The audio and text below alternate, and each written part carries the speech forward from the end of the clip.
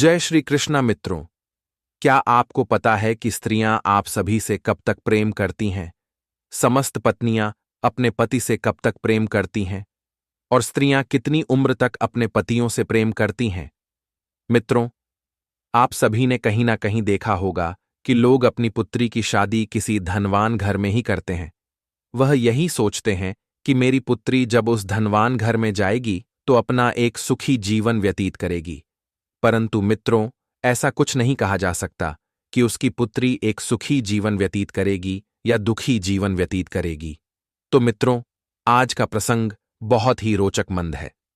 मित्रों, आज की इस वीडियो में आप सभी को एक सच्ची घटना बताने वाले हैं। इस घटना के माध्यम से आप सभी को पता चलेगा कि स्त्रियां कब तक पुरुषों से प्रेम करती हैं।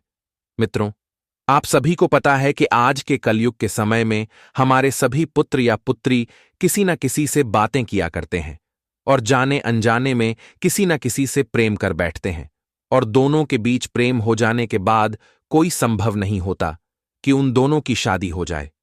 मित्रों, जब उन दोनों की शादी नहीं होती तो दोनों प्रेम के वशीभूत होकर अपने घर परिवार को छोड़कर भाग जाते हैं और कहीं पर बसेरा कर लेते हैं और शादी भी कर लेते हैं। मित्रों, आज के कलयुग के समय में ऐसी चर्चाएं हर कहीं सुनने को मिलती हैं। मित्रों, आज के कलयुग के समय में यह सब होना आम बात है। मित्रों, आज आप सभी को बताएंगे कि वह कौन सी स्त्रियां हैं जो अपने पति को मरते दम तक प्रेम करती हैं, और वह कौन सी स्त्रियां हैं जो अपने पति के होते हुए भी पराया पुरुष की ओर आकर्षित रहती है और अपने पति से दिखावे मात्र के लिए प्रेम करती हैं। तो मित्रों, आप सभी को वीडियो को शुरू से लेकर अंत तक देखना होगा, तभी मित्रों आप सभी को पता चल पाए कि कौन सी स्त्रियां अपने पति से कब तक प्रेम करती हैं। मित्रों, कथा को आगे जानने से पहले वीडियो पर पहली बार है तो वीडियो को लाइक कर दीजिए और साथ में चैनल को भी सब्सक्राइब कर दीजिए और बेल नोटिफिकेशन को ऑन एल पर सेलेक्ट कर दीजिए और कमेंट बॉक्स में जाकर जो माता लक्ष्मी जरूर कमेंट करें। मित्रों, चलिए मैं आप सभी को एक कथा के माध्यम से स्त्रियां अपने पुरुष से कब तक प्रेम करती हैं इस प्रश्न का उत्तर देने वाले हैं। मित्रों, एक बार की बात है, देवी सत्यभामा भगवान श्री कृष्ण के पास जाती हैं और भगवान श्री कृष्ण से पूछते हैं, हे प्रभु, आज मेरे मन में एक विचित्र प्रश्न उठ रहा है। तभी भगवान श्री कृष्ण जी कहते हैं, हे देवी, तुम्हारा प्रश्न क्या है? तुम अपना प्रश्न निसंकोच होकर पूछ सकती हो। तब देवी सत्यभामा कहती हैं, हे प्रभु, मेरा प्रश्न यह है कि समस्त स्त्रियां या पत्नियां अपने पति से कब तक प्रेम करती हैं और कितनी उम्र तक प्रेम करती हैं। मित्रों, यह बात सुनकर भगवान श्री कृष्ण जी कहते हैं, हे देवी, आज आपने अति उत्तम प्रश्न किया है। यह प्रश्न समस्त पुरुषों के लिए है कि स्त्रियां उनसे कब तक प्रेम करती हैं। हे देवी, मैं तुमको इस प्रश्न का उत्तर एक कथा के माध्यम से देने वाला हूं। हे देवी, इस कथा को तुमको शुरू से लेकर अंत तक पूरे मन से सुनना होगा। आगे देवी सत्यभामा कहती हैं, हे प्रभु, आपके मुख से वह कथा सुनना कितनी सौभाग्य की बात है। आगे भगवान श्री कृष्ण जी कहते हैं, हे देवी, इस कथा को जो पूरा सुनता है उसके घर में सदैव माता लक्ष्मी का वास होता है और भगवान शनिदेव की छत्र छाया उसके ऊपर हमेशा बनी रहती है। और जो भी इस कथा को अंत तक नहीं सुनता है उसके घर को माता लक्ष्मी छोड़कर चली जाते हैं। और आगे भगवान श्री कृष्ण जी कहते हैं, हे देवी, इस कथा को तुम पूरे ध्यान से अंत तक सुनना। तब देवी सत्यभामा कहती हैं, हे प्रभु, मैं आपको वचन देता हूं कि मैं इस कथा को शुरू से लेकर अंत तक सुनूंगी। तब भगवान श्री कृष्ण कथा को आगे सुनते हुए कहते हैं, हे देवी, एक बार की बात है, उत्तर प्रदेश में एक स्वाभावमान नगरी थी। उस नगर में एक बहुत बड़ा घना जंगल था। उस जंगल में ना तो कोई आता था ना तो कोई जाता था। उस जंगल में सिर्फ और सिर्फ जंगली जानवरों का बसेरा था। मित्रों, उत्तर प्रदेश में एक राजा राज्य करता था जिसका नाम धर्मराज था, और उस राजा की उम्र लगभग 42 वर्ष की हो चुकी थी और उस राजा की अभी तक शादी नहीं हुई थी, क्योंकि आज तक उसे कोई भी स्त्री पसंद नहीं आई थी। उसके लिए कोई भी स्त्री सुंदर नहीं थी। मित्रों, उस राज्य में एक जंगल था। उस जंगल की चर्चा बहुत ज्यादा हो रही थी। मित्रों, जब उस राजा ने यह चर्चा सुनी कि उनके नगर में एक जंगल है जहां पर ना तो कोई आता था और ना ही कोई जाता था, और उस जंगल में सिर्फ जंगली जानवर ही रहा करते थे। मैं तो वह खबर सुनकर राजा उस नगर के जंगल में जाने का निर्णय लेता है, और वह अपने मंत्रियों को आदेश देकर एक अश्व तैयार करवाता है, और वह राजा उसे अश्व पर बैठकर उस नगर के जंगल के लिए रवाना हो जाता है। मित्रों, वह राजा जब उस जंगल में प्रवेश करना ही वाला था, तभी उस जंगल के किनारे उसे एक कुटिया दिखाई देती है। तब वह राजा सोचता है कि मैंने सुना था कि इस जंगल में ना ही तो कोई आता था और ना ही तो कोई जाता है, तो यहां पर यह कुटिया कैसे? तब वह राजा उस कुटिया को बड़े ध्यान से देख रहा होता है, तो वहां पर उसे एक सुंदर स्त्री दिखाई देती है। वह इतनी सुंदर थी कि राजा उसे एक बार ही देखने पर उस पर मोहित हो गया, और वह राजा दूर से ही उस स्त्री पर नजर रखे हुए था और बड़े ध्यान से उस स्त्री को देख रहा था। और जब वह राजा उस स्त्री के पास जाता है, तो वह राजा देखता है कि वह एक वैश्या है। वह वैश्य बहुत ही सुंदर थी। उसने एक ही नजर में राजा का दिल जीत लिया था। मित्रों, उस वैश्या को देखकर ऐसा लगता था कि मानो मुझे स्वर्ग से कोई अप्सरा आ गई हो। मित्रों, वह राजा उस वैश्या को बहुत ही ध्यानपूर्वक से देख रहा था, और वह राजा उस वैश्या पर मोहित हो गया, और फिर उसने उस वैश्य से विवाह करने का प्रस्ताव रख दिया। मित्रों, उस राजा को पता था कि वह एक वैश्या थी, तब भी वह राजा उस वैश्या का दीवाना हो चुका था। वह राजा आज तक ऐसी स्त्री नहीं देखी थी, इसीलिए उस राजा ने आज तक अपना विवाह नहीं किया था।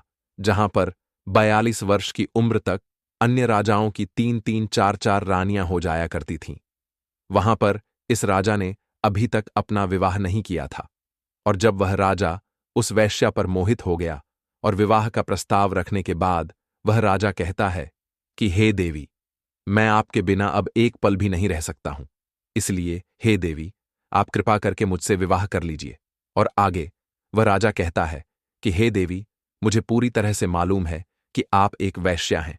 तब वह वैश्या कहती है, हे महाराज, मैं एक वैश्या हूं, मैं किसी से भी प्रेम नहीं कर सकती, क्योंकि महाराज वैश्या का कोई भी धर्म नहीं होता है, और वेश्याएं सिर्फ और सिर्फ धन से प्रेम करती हैं। वेश्याओं को जहां पर धन अधिक मिलेगा, वहीं पर वैश्या जाएगी। क्या महाराज आपको पता है कि हमारे जीवन में आपके के जैसे हजारों लोग आते हैं और मेरे ऊपर सैकड़ों लाखों स्वर्ण मुद्राएं लुटाकर चले जाते हैं? आगे वह राजा कहता है, हे देवी, मैं आपके कहने का मतलब नहीं समझ पाया हूं कि आप कहना क्या चाहती हैं। हे देवी, कृपा करके आप मुझे विस्तार से बताएं। तब वह वैश्या कहती है, हे राजन, मैं अभी तक कुंवारी हूं, अभी तक मेरा विवाह नहीं हुआ है, फिर भी मैं एक विवाहित स्त्री की तरह ही अपना जीवन व्यतीत कर रही हूं, क्योंकि है राजन, मेरे पास हर दिन नए नए पुरुष आते हैं और मेरे शरीर को अपनी हवस का शिकार बनाकर अपनी हवस बुझाते हैं और मेरे ऊपर हजारों स्वर्ण मुद्राएं खर्च करके चले जाते हैं। हे राजन, मुझे वैश्या होने के कारण यह सब करना पड़ता है। तब वैश्या आगे कहती है, हे महाराज, मेरा आपसे निवेदन है कि आप अपने राज्य के लिए पुनः वापस चले जाएं और आप मुझसे विवाह करने की इच्छा को त्याग दीजिए, क्योंकि आप इस उत्तर प्रदेश के एक प्रसिद्ध और शक्तिशाली धर्मपरायण राजा हैं। आगे वह वैश्या कहती है, हे महाराज, अगर एक राजा किसी एक वैश्या से विवाह करेगा तो न जाने महाराज, हमारे समाज में आपका न जाने कितना अपमान होगा। हे महाराज, किसी राजा को एक तुच्छ वैश्या से विवाह करना शोभा नहीं देता है। आगे राजा से कहती है, हे राजन, न जाने कितनी राजकुमारियां आपको मुझसे भी सुंदर सुंदर मिल जाएंगे। आप उन राजकुमार के साथ विवाह करके अपना एक सुखी जीवन व्यतीत कर सकते हैं। और हे राजन, अगर रही बात मुझसे शादी करने की, तो आप मेरे शरीर का एक बार भरपूर आनंद लेने के बाद आप अपने राज्य में वापस लौट जाएं।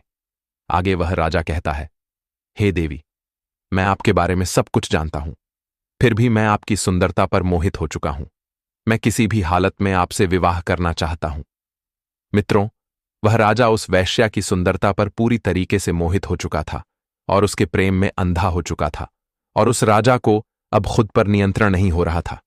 मित्रों, फिर उस राजा की जिद पर उस वैश्या ने कहा है, राजन, ठीक है, मैं आपसे विवाह करने के लिए तैयार हूं। मैं आपसे विवाह अवश्य करूंगी, मैं आपकी रानी अवश्य बनूंगी, परंतु महाराज, मेरी कुछ शर्तें हैं, जिन शर्तों को आपको मंजूर करना होगा। अगर आप मेरी इन शर्तों को मंजूर कर लेते हैं तब मैं आपसे विवाह कर लूंगी और मैं आपकी रानी बन जाऊंगी। तब वह राजा कहता है, हे देवी, आप अपनी शर्त बताएं, मैं आपकी शर्तें अवश्य मानूंगा। आगे वह वेश्या कहती है कि हे महाराज, मेरी वृद्ध माता और पिता हैं, आपको इन्हें अपने राजमहल में ले जाना होगा और मेरे माता पिता की अच्छी तरीके से देखभाल करनी होगी। और अगर मेरे माता पिता को कभी भी कुछ भी हो गया, कोई भी परेशानी हो गई, तो मैं आपके राजमहल को छोड़कर चली आऊंगी।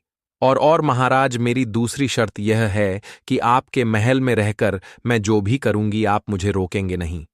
जिस दिन आपने मेरे ऊपर कोई भी पाबंदी लगाने की कोशिश की, तो मैं उस दिन आपके राजमहल को छोड़कर चली आऊंगी। मित्रों, यह दो शर्तें उस वैश्या ने राखी और फिर वह राजा तो वैश्या के प्यार में अंधा हो चुका था। वह उस वैश्या की इन दोनों शर्तों को मान लेता है और उस वैश्या को वचन दे देता है और कहता है, हे देवी, आप जैसा कहो वैसा ही होगा, परंतु आप मुझसे विवाह करके मेरे राजमहल चलिए, क्योंकि मैं आपके बगैर अब एक पल भी व्यथित नहीं कर सकता। क्योंकि हे देवी, मैं आपसे बहुत अधिक प्रेम करता हूं और मैं आपके बगैर जीवित नहीं रह सकता। इसलिए हे प्रिय, आप देर ना करते हुए मुझसे विवाह करके हमारे राजमहल में चलिए। और आपने जो शर्तें बताई हैं, मैं उन्हें पूर्ण तरीके से उन शर्तों का पालन करूंगा। फिर मित्रों, उस वैश्या ने उस राजा से शादी कर ली और फिर अपने बूढ़े माता पिता को लेकर उस राजा के साथ विवाह आदि संपन्न करके वहां से राजमहल के लिए प्रस्थान कर जाती है। और वह राजा उस वैश्या को लेकर अपने राजमहल में आ जाता है और वहीं पर दोनों एक साथ महल में रहने लगते हैं। और उस वैश्या के बूढ़े माँ बाप को एक सुंदर से कमरे में छोड़कर और सैनिकों को कुछ आदेश देकर वहां से चला आता है। और मित्रों, जब यह बात वहां की प्रजा तक पहुंचती है, तब प्रजा को यह मंजूर नहीं था कि हमारे महाराज किसी एक वैश्या के साथ रहे। हमारे महाराज के लिए तो हजारों रानियां लाइन लगाकर खड़ी हो जाएंगी, परंतु हमारे महाराज ने एक वैश्या से विवाह कर लिया। मित्रों, उधर वह राजा उस वैश्या से विवाह करने के बाद उस वैश्या के साथ प्रेम पूर्वक अपना जीवन व्यतीत करने लगा।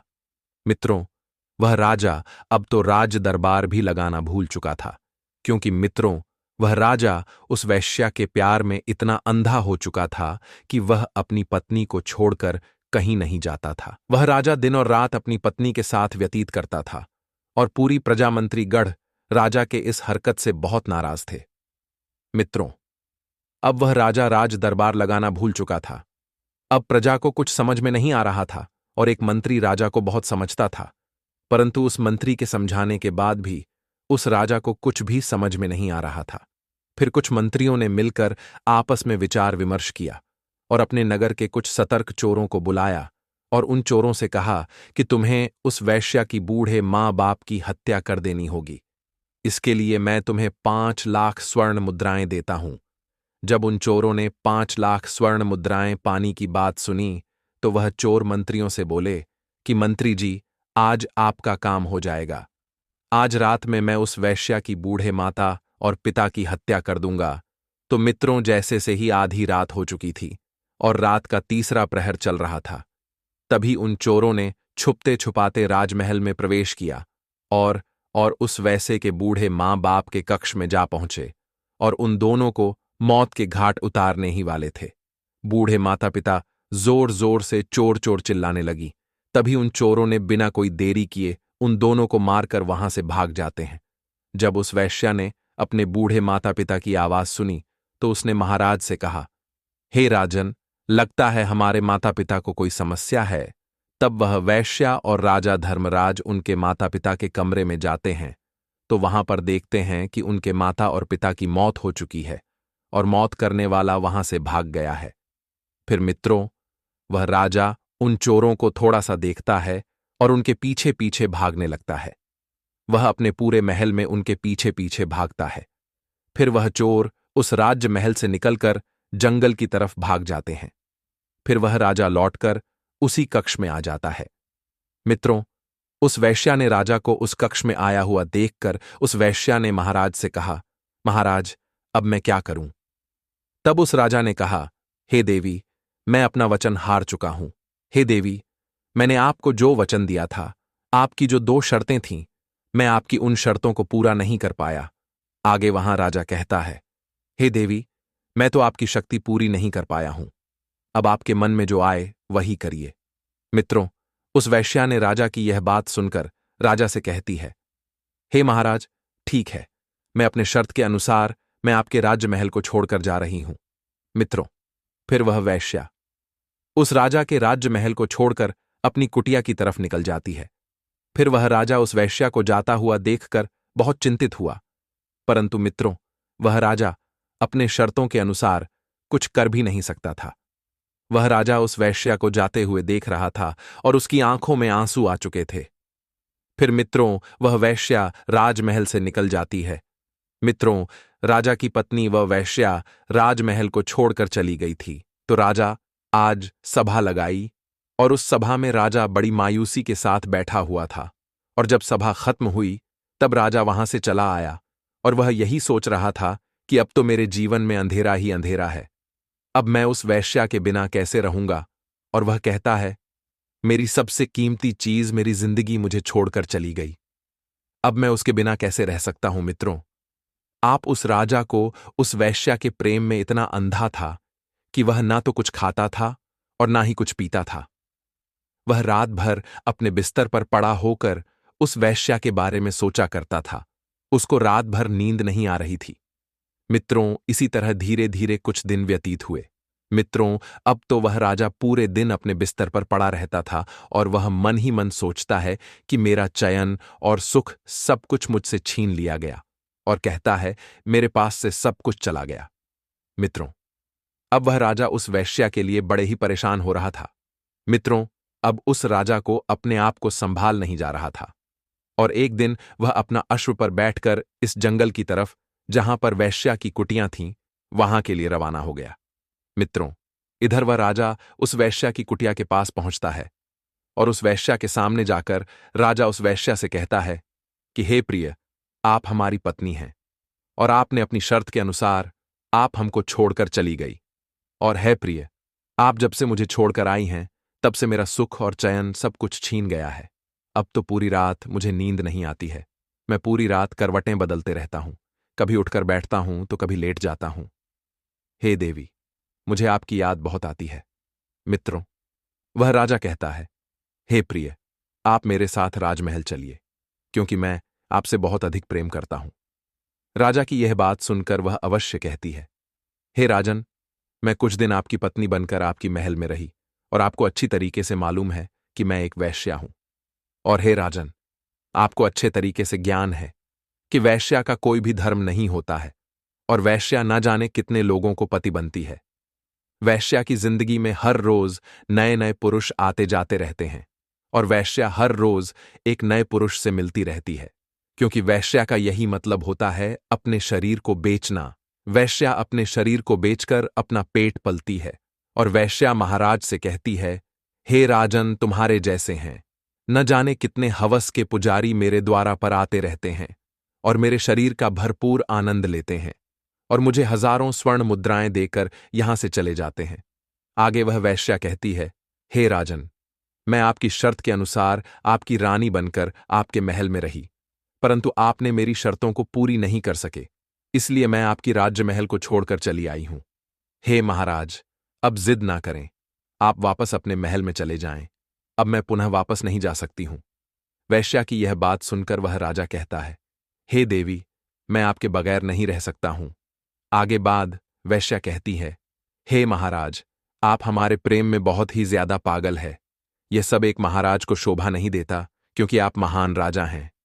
हे महाराज, मैं आपको कुछ ज्ञान की बातें बताने वाली हूं, कुछ अच्छी जानकारी देने वाली हूं। हे महाराज, यह बातें आप पूरे ध्यान से सुनना। हे महाराज, यह 3 बातें आप अपने जीवन में उतार लेना।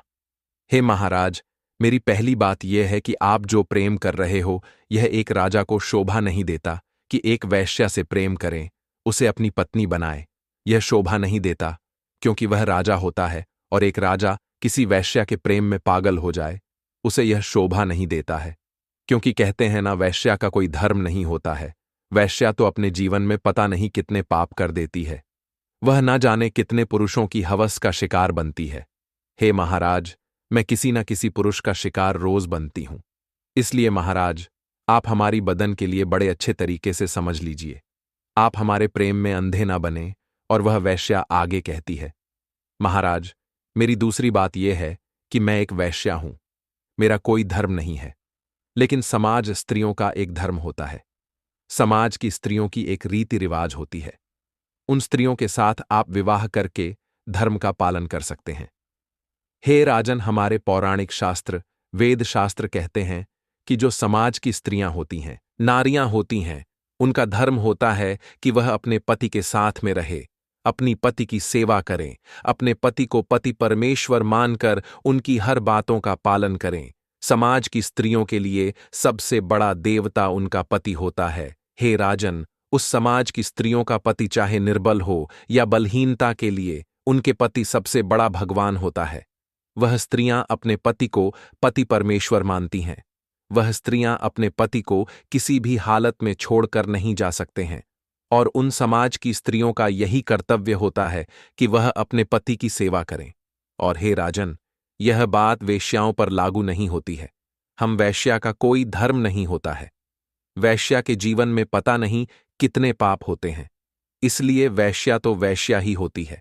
और उन समाज की स्त्रियां यही सोचती हैं कि मेरा पति किसी अन्य स्त्री के पास ना जाए और किसी अन्य स्त्री को अपने शिकार ना बनाए, क्योंकि समाज की स्त्रियों का पुरुष अगर किसी अन्य स्त्री के पास जाता है तो उनके घर में लड़ाई झगड़ा होने लगते हैं।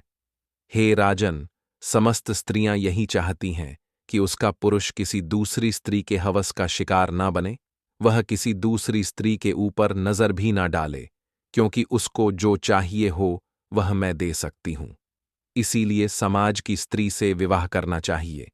और पुरुषों के लिए भी यही नियम है। जरूरी नहीं है कि पत्नी ही पतिव्रता होनी चाहिए। पत्नी ही धर्म का पालन करें, पत्नी ही अपने कर्तव्यों को पूर्ण करें। पुरुषों को भी पत्नी वृत्त होना चाहिए। और हे राजन, हम तो एक वैश्या हैं। हमको तो जहां धन मिलेगा हम वहीं पर जाएंगे। वैश्या का यही कर्तव्य होता है। वैश्या अपना पेट पालने के लिए अपने शरीर को बेचकर अपना पेट पालती है। हे राजन, वेश्याओं को जहां पर अधिक धन मिलता है, वैश्या उन्हीं की रानी बन जाते हैं। और जितने समय के पैसे मिलते हैं उतनी ही समय की रानी बनती है। उसके बाद जब उस पुरुष का समय समाप्त हो जाता है तब दूसरे पुरुष की बारी आती है, उससे भी धन मिलता है। हे राजन, वैश्या का तो काम है कि अपने आप को बेचना, दूसरों की प्रतिदिन रानी बनना। इसलिए हे राजन, हम जैसी वैश्या का कोई धर्म नहीं होता है। और जो समाज की स्त्री और नरिया का धर्म होता है, उन्हें अपने पति और बच्चों को छोड़कर नहीं जाना चाहिए।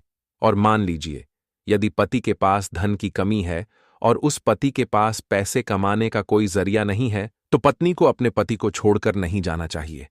यह नहीं कि जब उसके पति के पास धन कम हो या धन ना हो तो वह स्त्री अपने पति और बच्चों को छोड़कर किसी धनवान पुरुष के पास चली जाए। हे राजन, पति चाहे निर्धन क्यों ना हो, पत्नी को अपने धर्म का पालन अवश्य करना चाहिए।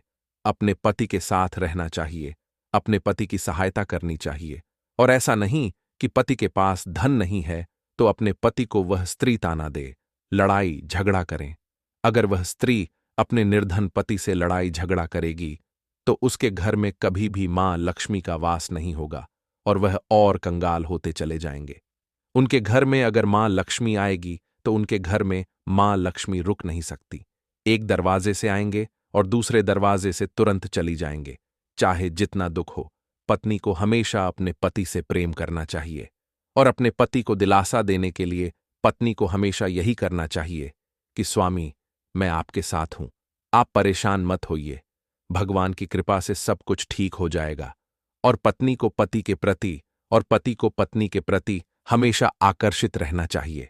हमेशा दोनों के बीच प्रेम बना रहना चाहिए और कभी भी किसी भी स्त्री को अपने पति को छोड़कर कभी नहीं जाना चाहिए और पति को भी अपनी पत्नी को कभी छोड़कर नहीं जाना चाहिए। हे राजन, आज के समय में समस्त पति और पत्नी के बीच में छोटी छोटी बातों पर छोटी मोटी लड़ाई झगड़े होते रहते हैं, परंतु एक दूसरे के प्रति प्रेम बराबर रहता है। और इतना समझ जाइए कि अगर जब पति और पत्नी के बीच में जो लड़ाई होती है वह बातें अगर आसपास के पड़ोसियों के पास पहुंचती हैं तो समझ जाइए कि पति और पत्नी दोनों एक साथ अब नहीं रह सकते। तब वहां पर पति को पत्नी के प्रति प्रेम नहीं होता है और पति को और पत्नी को पति के प्रति प्रेम नहीं होता है। वहां पर पत्नी और पति एक दूसरे से अलग हो जाते हैं। और मित्रों, समाज की स्त्रियों का यही धर्म होता है कि वह स्त्रियां अपने पति के साथ मिलजुल। मित्रों, अगर आपको यह वीडियो पसंद आई हो तो हमारे चैनल को सब्सक्राइब करें। धन्यवाद।